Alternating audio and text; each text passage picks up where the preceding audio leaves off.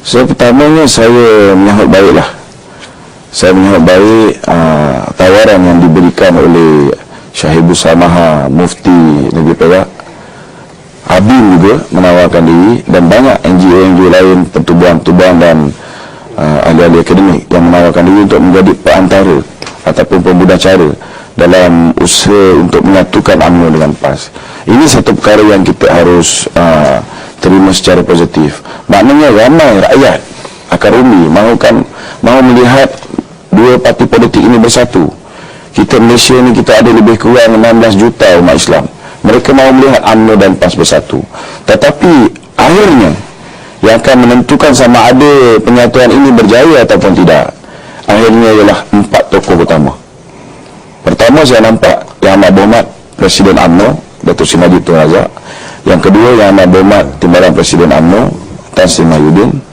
Yang ketiga, Yang Amat Berhormat Menteri Besar Negeri Kelantan Datuk Seri Nik Aziz Nikmat, dan juga Yang Berhormat Datuk Seri Haji Hadi Awang, Presiden PAS. Presiden PAS. 4 orang ni yang sepatutnya melupakan segala kenangan-kenangan silam, kenangan pahit, lupakan sejarah yang tidak membolehkan mereka duduk dalam keadaan yang kondusif.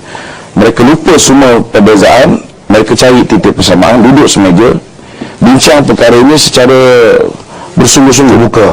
Secara saya tidak cakap secara terbuka. Saya nampak perpaduan ini tidak boleh dibuat secara terbuka.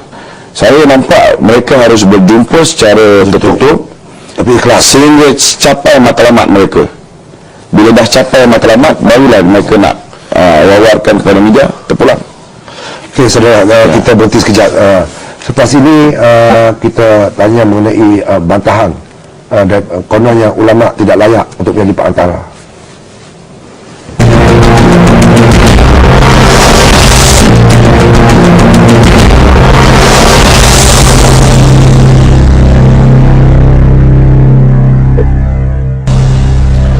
Masih bersama soal jawab.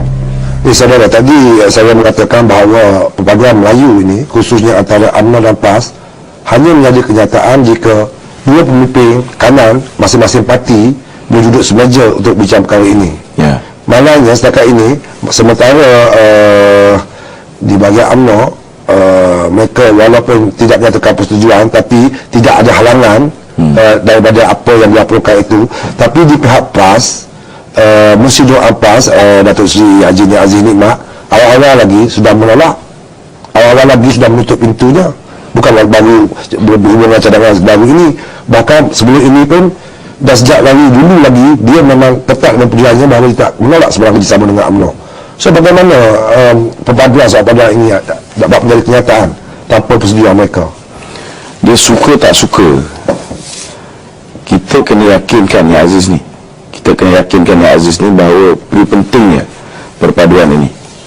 Sebab tanpa persetujuan daripada Tuan Guru Nik Aziz yang merupakan Mursyidul Ampas, benda ini tidak akan menjadi realiti. Tetapi saya tengok perkembangan, contohnya hari ini, satu perkembangan yang positif bila mana Ketua Pemuda PAS, Ustaz Nasaruddin Tantawi ataupun Nasaruddin Hassan, telah menyatakan bahawa perlu wujud pelan damai di antara UMNO dan PAS. Ini satu perkembangan yang positif. Saya nampak mungkin Tuan Guru Nik Aziz memandang skop perpaduan ini dalam skop yang tidak begitu global, tapi lebih kepada Kelantan. Saya nampak apa yang dihadapi oleh Tuan Guru Nik Aziz lebih kepada luka-luka lama, tuan-tuan. Ya, betul.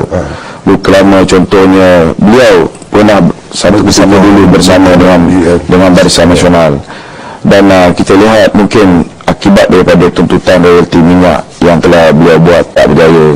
Mungkin benda ini yang menyebabkan beliau memberikan pelbagai alasan. Kalau kita kira alasan yang Tuan Guru Nik Aziz berikan daripada mula sampai sekarang, mula-mula dia nak supaya UMNO letakkan Islam sebagai dasar. Lepas tu dia menuntut supaya Menteri Pelajaran, Menteri Agama mesti PAS. Lepas tu kita lihat dia nak royalti minyak dan sebagainya. Saya tak faham kenapa bila nak bergabung dengan kita sama-sama umat Islam, nak bergabung dengan UMNO, mereka meletakkan pelbagai persyarat. Tetapi bila tahun 2008, bila mereka nak membentuk kerajaan dengan DAP, dan juga PKR, mereka tidak meletakkan syarat bahawa DAP perlu menerima Islam sebagai dasar. Kalau saya rasa ketika itu PAS meletakkan syarat bahawa DAP perlu menerima negara Islam sebagai dasar perjuangan PAS, saya yakin DAP takkan setuju. Kita lihat sendiri Karpal Singh secara terang-terangan dia mengatakan bahawa kalau nak melaksanakan negara Islam, langkah mayat aku dulu. Ini apa yang dituturkan oleh Karpal.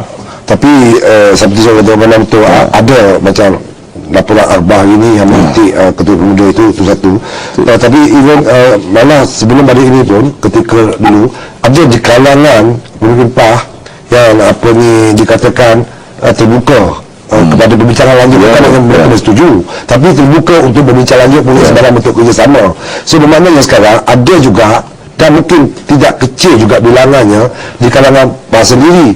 Mungkin kerana pihak politik ketika ini kita belum dengar lagi Presiden PAS sendiri memberi sebarang komen mengenai isu terbaru ini. Saya apa komen saya mengambil saya melihat keadaan apa yang berlaku di negeri Perak, Dato'. Di negeri Perak, walaupun Menteri Besar setelah berlaku 8 Mac 2008 bila mana kerajaan Pakatan Pembangkang berjaya memerintah negeri Perak, walaupun PAS diambil menjadi Menteri Besar, kita kena faham ketika itu hanya 6 kursi 6 kursi PAS, manakala yang selebihnya 18 kursi daripada jumlah keseluruhan dimiliki oleh DAP.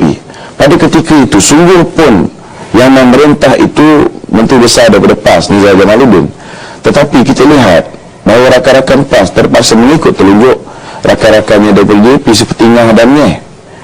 Dan ini saya nampak bukan hanya orang UMNO ataupun PKR yang mungkin tidak berapa bersetuju, tetapi saya rasa rakan-rakan daripada PAS sendiri merasa tertekan. Umpamanya di Negeri Selangor, bila mana Romilly mengatakan bahawa Carlsberg ataupun anchor dia itu bukan Arab. Saya yakin Hassan Ali tak bersetuju. Banyak perkara yang PAS nak buat, contohnya nak melaksanakan negara Islam, nak melaksanakan hukum hudud, nak mengharamkan arak dan judi. Semua ini tidak mungkin dapat dilakukan dengan baik sekiranya mereka bersama dengan DAP dan PAS. Kita ambil contoh Selangor umpamanya. Selangor, bila zaman pemerintahan Barisan Nasional mengikut perangkaan yang dikeluarkan oleh Majlis Keselamatan Negara 8 Mac 2008, bila BN jatuh, walaupun BN dah memerintah 50 tahun, kita lihat jumlah pusat hiburan yang di Negeri Selangor yang ada lesen cuma 700, yang tak ada lesen 600.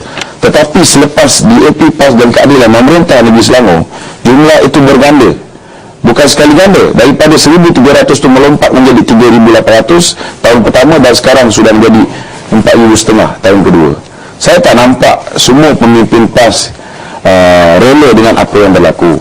Jadi saya nampak peluang untuk mereka-mereka yang nakkan Islam ini dilaksana. Mungkin kerana ini juga lah ada yang mau tu. Bagaimanapun apa ni yang naik perhatian juga selepas saya bersama Harus Sani dilaporkan ada mengambil inisiatif itu. Menteri Besar Kedah tak silap saya dalam kenyataannya bahawa lalu dilaporkan berkata ulama tidak layak mencampuri urusan politik. Bila menunjuk kenyataan Menteri Besar Perak, Menteri Perak yang menyatakan kesediaan untuk menjadi antara partai UMNO.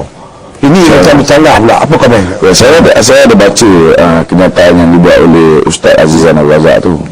Saya rasa tak ada salahnya. Apa salahnya Mufti Perak nak jadi perantara ataupun pemudah cara, ataupun mana-mana tokoh akademik nak jadi perantara, tak salah.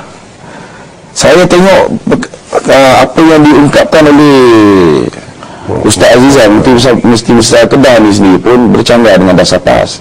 Setahu saya lah yang dulu bila mereka mengecam UMNO, sebab mereka tuduh UMNO ni mengamalkan dasar politik suku, agama suku.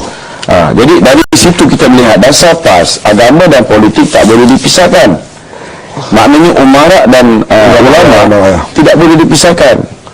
Jadi kenyataan Azizah ini sendiri bercanggah dengan dasar perjuangan PAS, saya rasa. Tapi kalau kita kaji pun dasar perjuangan PAS itu sentiasa berubah. Kalau dahulu ada isu, saya dalam Terengganu saya tahu ada isu macam fatwa Haji Hadinya, tapi sekarang fatwa itu tidak terpakai lagi.